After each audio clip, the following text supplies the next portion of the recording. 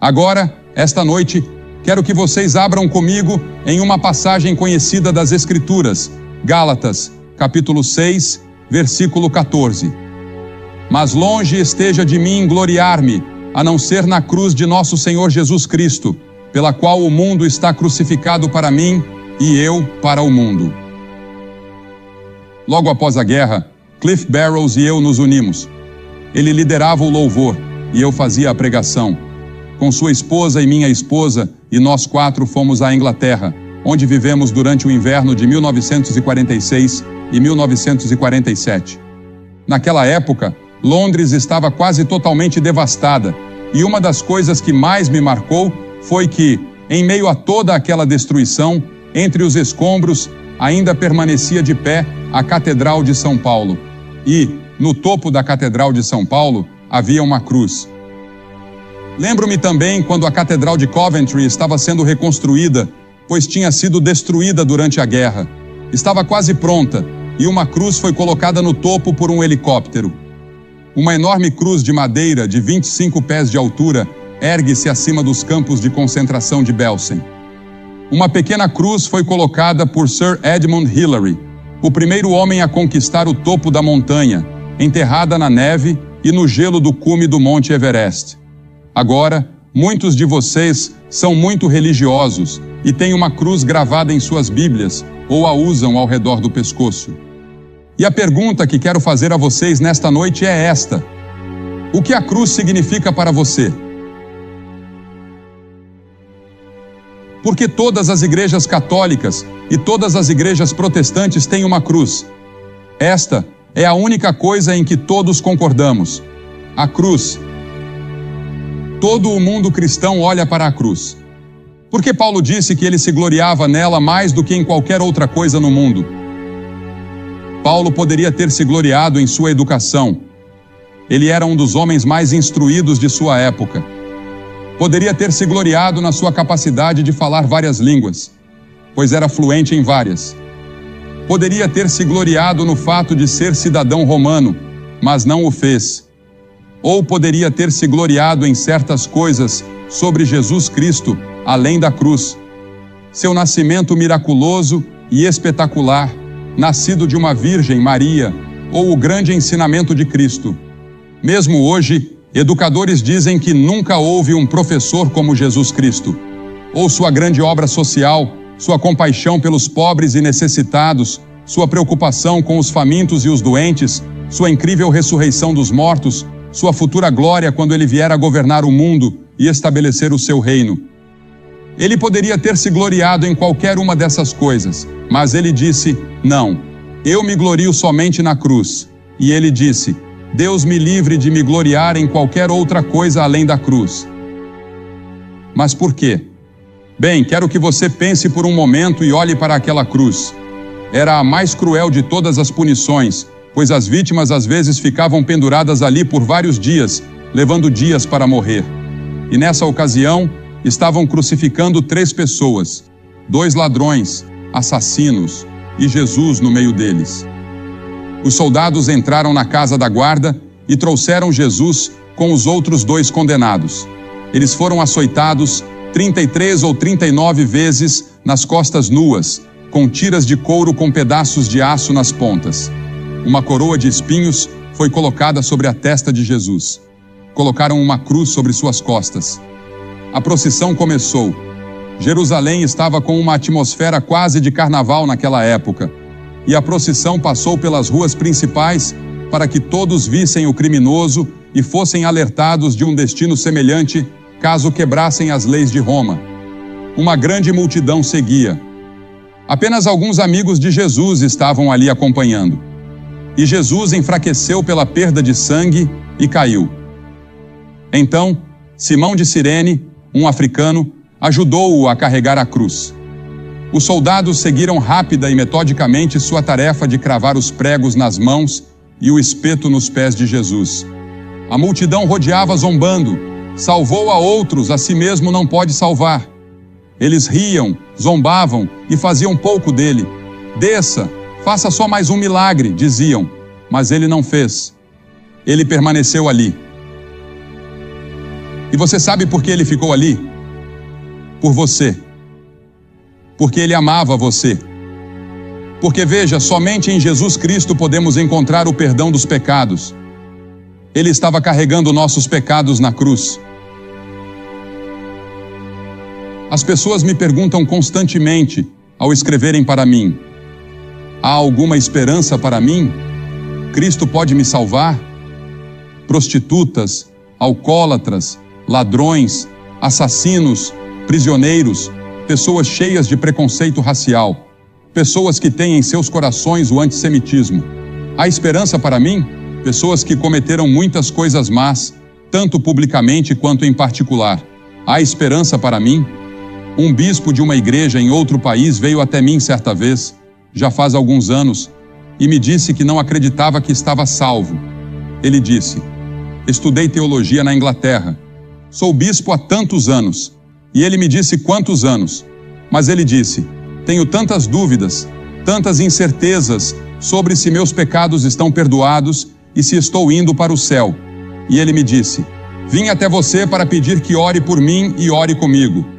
E muito simplesmente, eu falei com ele como se ele fosse uma criança pequena, como se nunca tivesse ouvido o Evangelho antes.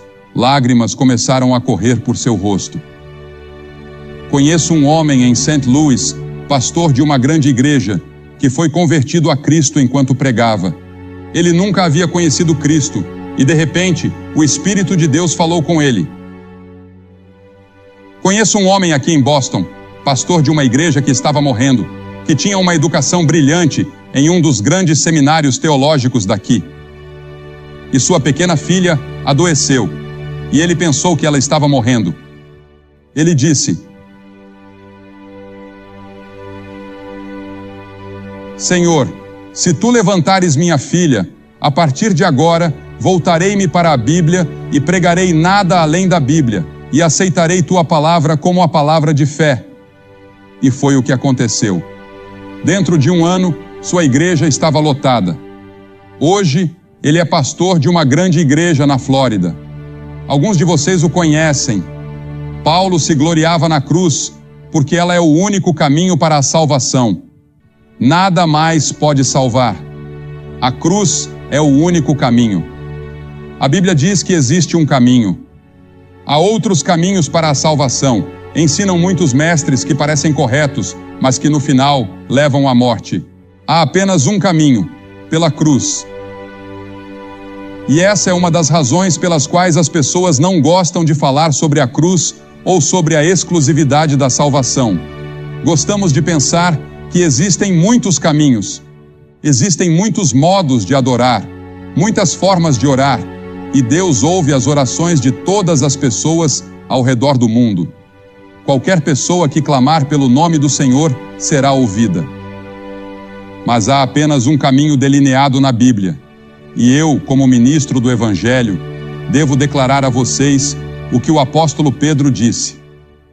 Não há nenhum outro nome debaixo do céu pelo qual devamos ser salvos. Jesus disse: eu sou o caminho, a verdade e a vida. Ninguém vem ao Pai senão por mim. Eu não disse isso, foi Jesus quem disse. Jesus disse, como já citei: entrai pela porta estreita, pois larga é a porta e espaçoso o caminho que leva à perdição, e muitos são os que entram por ela. Porque estreita é a porta e apertado o caminho que leva à vida, e poucos são os que a encontram. Perceba que ele diz que é difícil. Não é fácil seguir a Cristo. Há um preço a ser pago. Ele disse: se você não está disposto a negar a si mesmo e tomar a sua cruz, não pode ser meu seguidor. Veja, gostaríamos de algo barato e fácil. Suas exigências eram tão altas que muitas pessoas recusaram-se a segui-lo adiante. Elas iam até certo ponto e depois se afastavam, porque um dia ele se virou para a multidão e disse: contem o custo, contem o custo. Se você me seguir, isso significa que eu me tornarei o Senhor da sua vida. Se você me seguir, isso significa que você se tornará meu aprendiz, meu discípulo, e deve obedecer aos meus mandamentos. Você deve amar seu próximo como a si mesmo, se me seguir. Se me seguir, deve se preocupar com as necessidades do mundo. Se você me seguir, deve estar disposto a carregar sua cruz. Eu vou para a cruz. Serei executado. Isso significa que você deve estar disposto a voltar para a sua escola, para a sua casa, para o seu bairro e dizer às pessoas que você conhece a Cristo e permitir que elas vejam Cristo em você. Isso não será fácil, mas se você fizer isso, Ele estará com você. Ele não nos pede para vivermos a vida cristã sozinhos. Eu não consigo viver a vida cristã. Serei honesto com você. Eu não consigo. Mas Cristo pode vivê-la através de mim, se eu permitir. E Ele pode produzir o fruto do Espírito. Ele pode me dar um amor, uma alegria e uma paz que nunca encontrarei em nenhum outro lugar deste mundo. Ele pode me dar a certeza da vida eterna. Jesus também nos advertiu de que nem todo aquele que diz Senhor, Senhor, entrará no reino dos céus, mas apenas aquele que faz a vontade de meu Pai, que está nos céus. Muitos dirão a mim naquele dia: Senhor, Senhor, não pregamos em Teu nome, e em Teu nome não expulsamos demônios, e em Teu nome não fizemos muitas obras maravilhosas?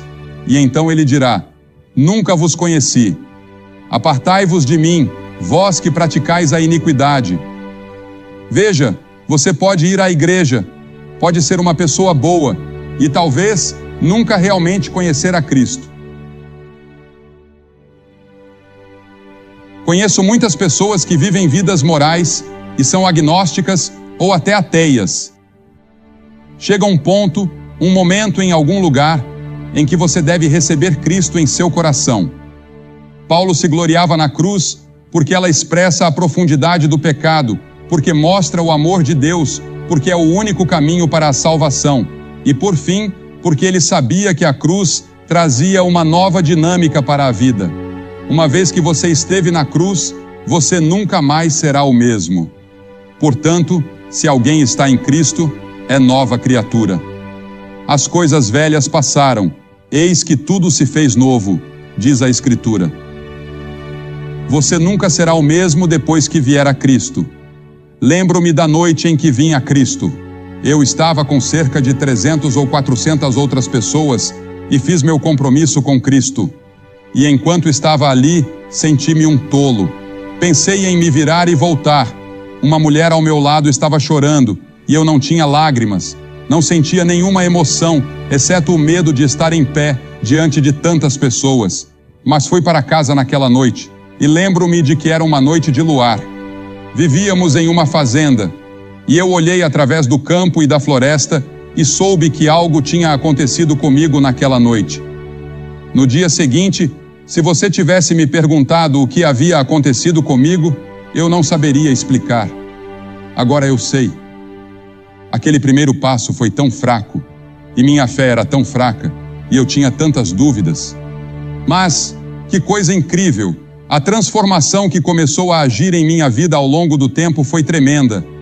E ainda está agindo, ainda está crescendo, e eu ainda estou aprendendo. E fica melhor a cada dia. E em quinto lugar, é uma motivação para o serviço. Uma motivação para o serviço. Você viu a Madre Teresa recebendo aquele prêmio? E então ela ganhou o Prêmio Nobel da Paz. Martin Luther King recebeu o Prêmio Nobel da Paz. E ao perguntarem a ele sobre isso, ele disse que era fruto da pregação evangélica de seu pai. Eu conhecia seu pai e conheci Martin Luther King, é claro.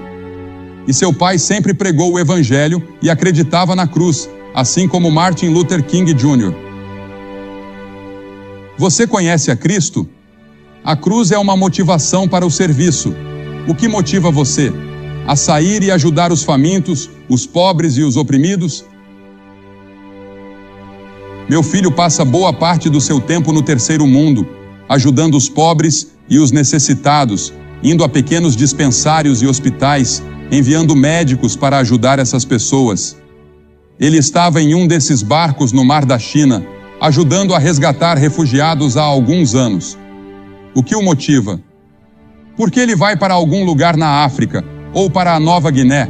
ou percorre a Índia ou Bangladesh, ou alguns desses lugares para tentar ajudar. Porque ele ama a Cristo. É Cristo que o motiva.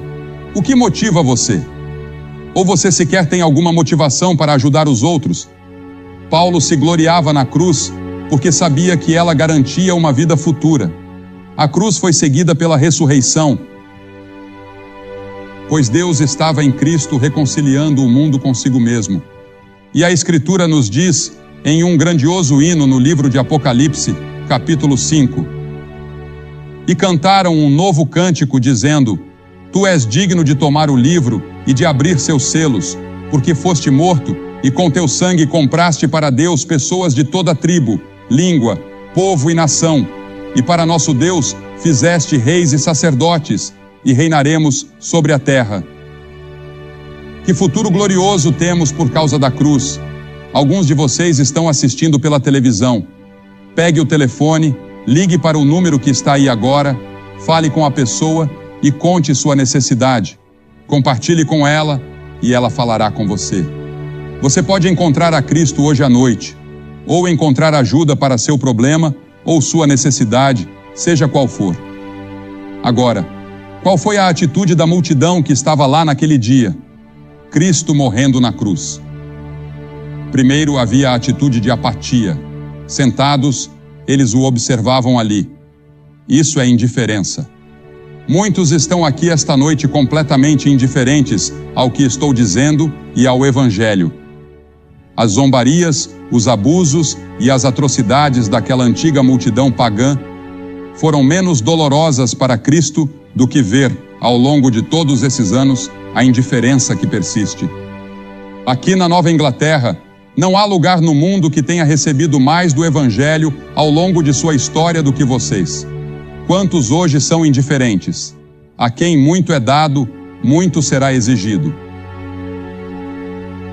Entenda que será exigido mais de você, que tem tido o Evangelho por tantos anos, com tantas Bíblias, tantas igrejas, e agora com a televisão e o rádio, do que das pessoas na China ou em outros países onde o Evangelho não é tão livremente disponível quanto temos hoje. Depois, há a atitude do cético e do cínico.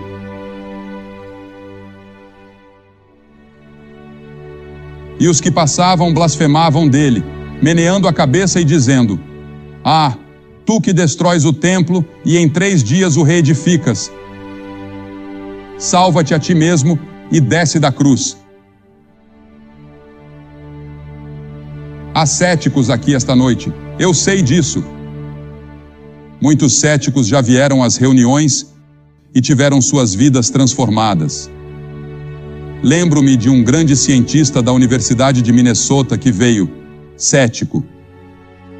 Mas 3 dias após aquele serviço, encontrou Cristo e se tornou um maravilhoso professor da Bíblia na própria universidade.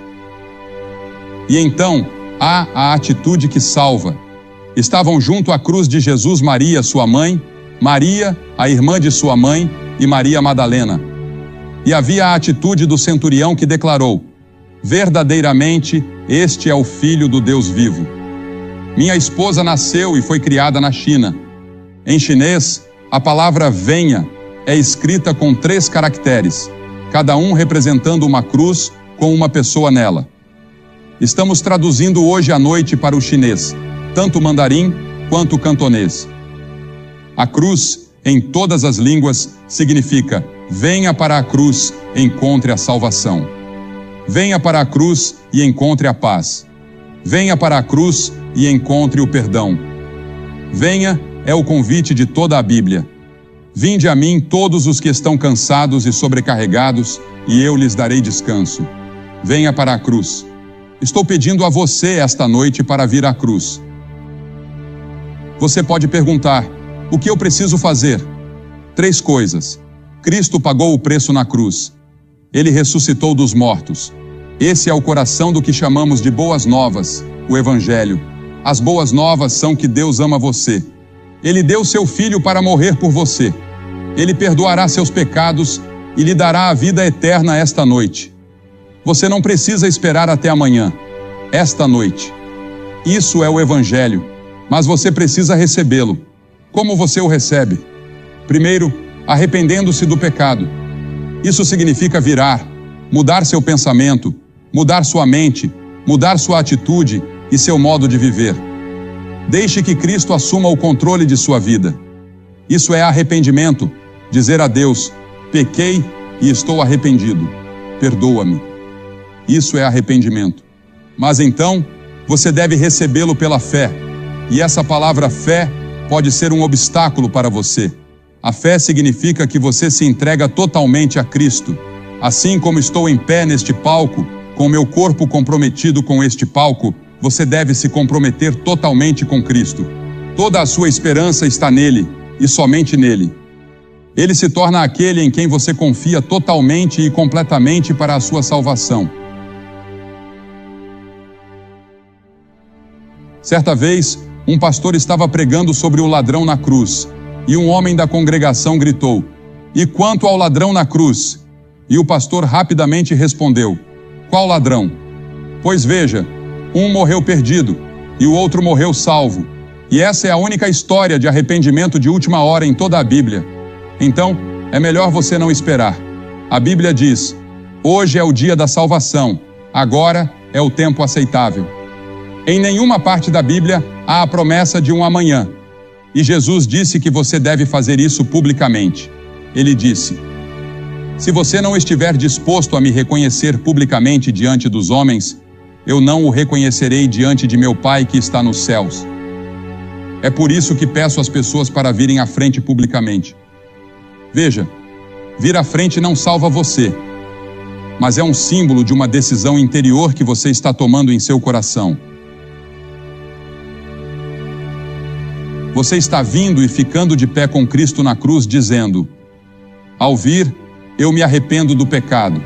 Eu quero uma mudança. Eu quero seu perdão. Eu quero uma nova vida." Agora vou pedir que você se levante de onde está sentado e faça o que vimos milhares de pessoas fazerem por toda a Nova Inglaterra. Vou pedir que venha e fique em frente a esta plataforma e diga ao vir: "Quero o perdão dos pecados. Quero sair deste estádio com a certeza de que Cristo me perdoou e de que estou indo para o céu." Se você tem dúvidas, não saia deste estádio sem resolvê-las, pois talvez nunca mais tenha um momento em que seu coração esteja tão próximo do reino de Deus. Você não está aqui por acaso. Eu acredito que está aqui pela providência de Deus. Levante-se e venha agora. Estamos esperando por você. 100 de vocês, rapidamente. Vou pedir que ninguém deixe o estádio. Este é um momento muito sagrado e santo, e que todos estejam em uma atitude de oração. Levante-se e venha fazer esse compromisso.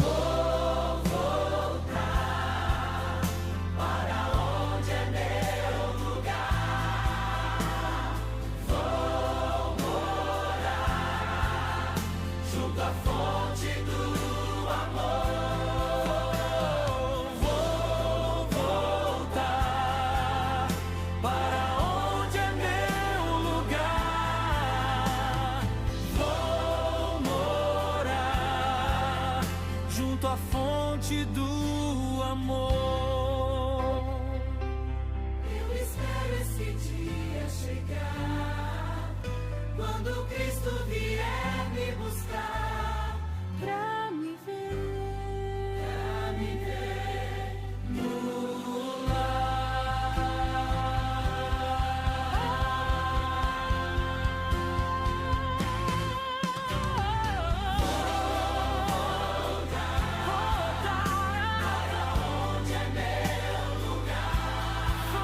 Você vê aquele número na tela? Vocês que estão assistindo pela televisão podem ver aqui em Boston, Massachusetts, centenas de pessoas vindo para se comprometer com Jesus Cristo. Você pode fazer o seu compromisso onde está. Basta dizer sim a Cristo. Pegue o telefone e ligue para o número que está aí. Que Deus o abençoe e não se esqueça de ir à igreja no próximo domingo.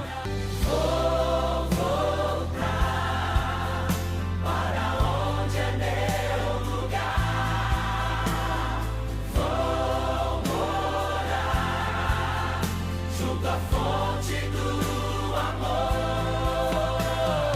vou voltar para onde é